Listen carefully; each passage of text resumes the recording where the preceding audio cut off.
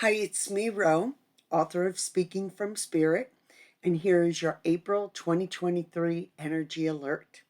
So, April is an 11-2 month in a 7 global year. 2 plus 0 plus 2 plus 3 equals 7. That's how we get the global year. And when we add that to the month of April, which is the fourth month, that makes 11. And when we add that down, it makes a 2. What does all this mean? Well, 11 is a master number in numerology. It is a very sensitive, highly intuitive, and highly receptive number in numerology.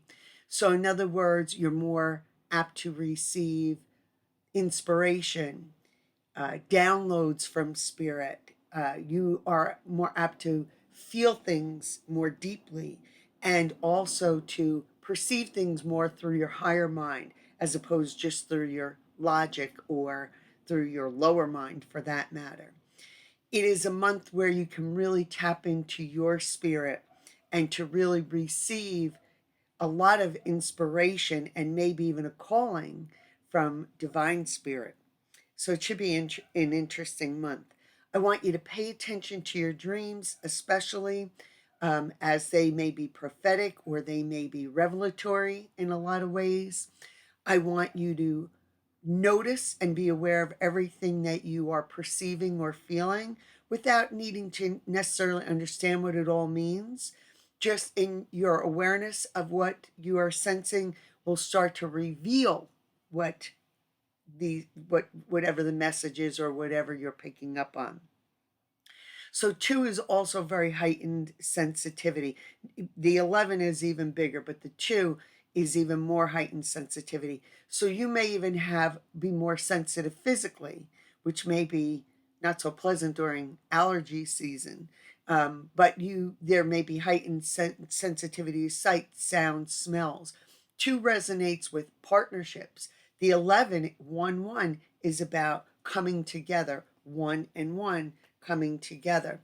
And so you may find yourself meeting the right people that can help you, or you being the right partner to someone else. These are more community kind of partnerships as opposed to love partnerships, but that may be in the works too if that's part of your destiny. So, whatever partnerships form this month in whatever way, whether for work, whether for health, whether for friendship, whether for community outreach, whatever partnerships you may find yourself in or may be forming at this time, are definitely soul sanctioned, meaning that these are destinies, these are partnerships that are supposed to be. The longevity of that is really up to our spirit or the contract we have with our partners. Sometimes they're short, sometimes they're long, sometimes they're forever. But the partnerships now will be meaningful and purposeful according to your soul plan or your spirit. Because we're in this 2 month and we have the influences of the eclipses this month in April, I think April 6th, I think we have one, and then I think they finish in May. What happens is that we are much more emotional and much more emotive.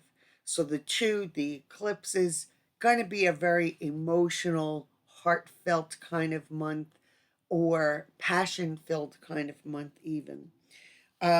So that will often override our logic, meaning like, this is what this feels like to me, even though it may not make logical sense to feel that way.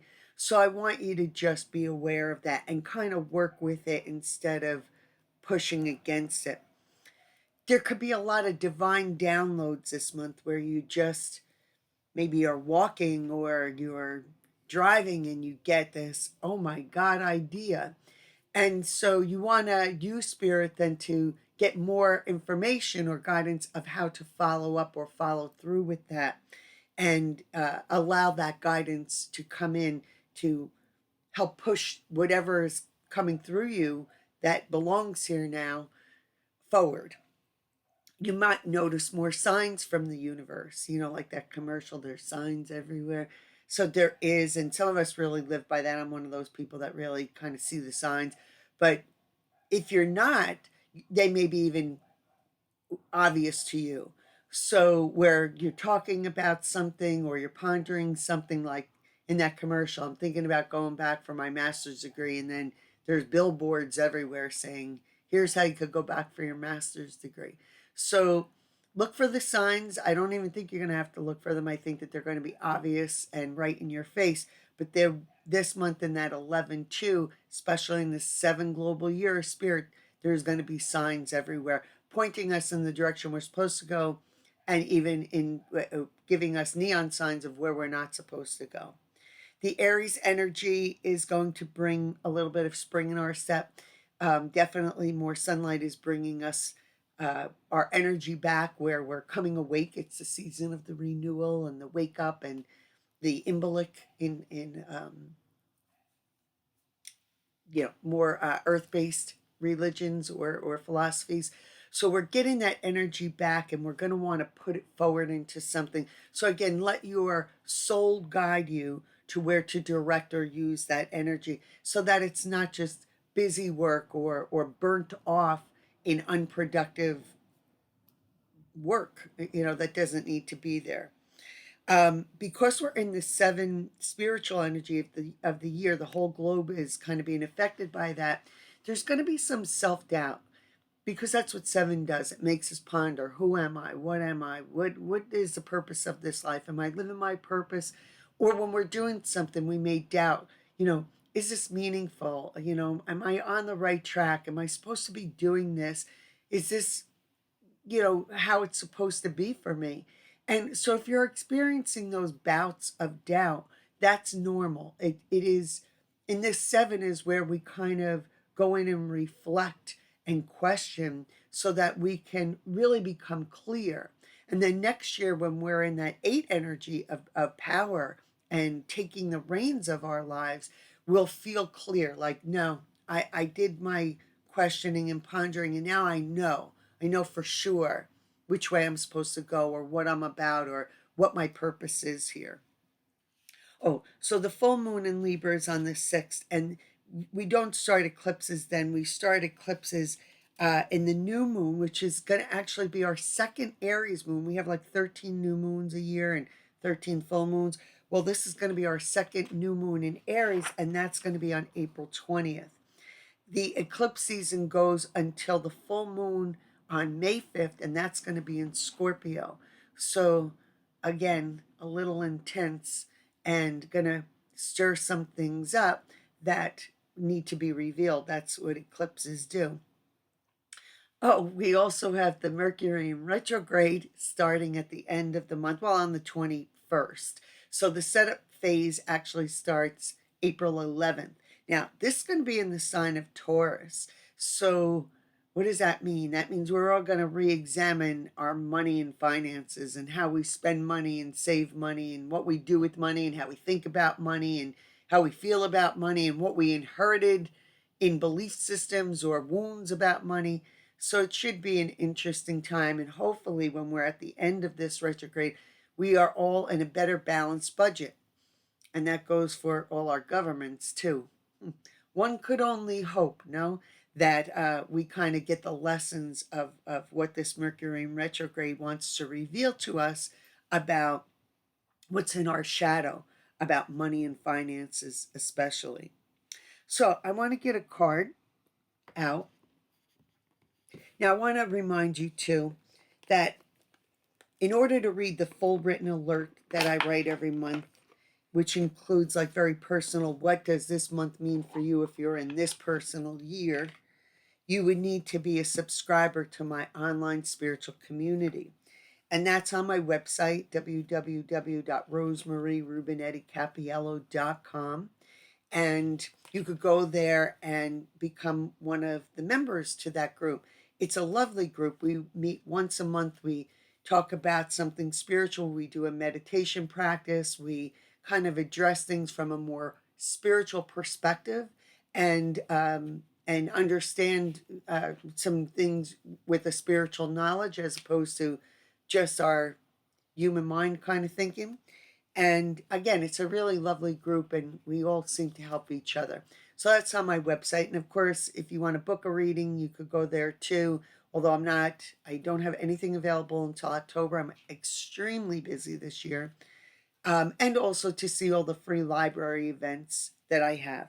I have one coming up April 20th in Roseland, New Jersey. It's going to be a mediumship, and one in April 27th in Ridgefield Park Library, Past Life Regression, which I just did in Toms River, New Jersey. And we had 86 people, and it was phenomenal. I think everybody really got a lot out of it.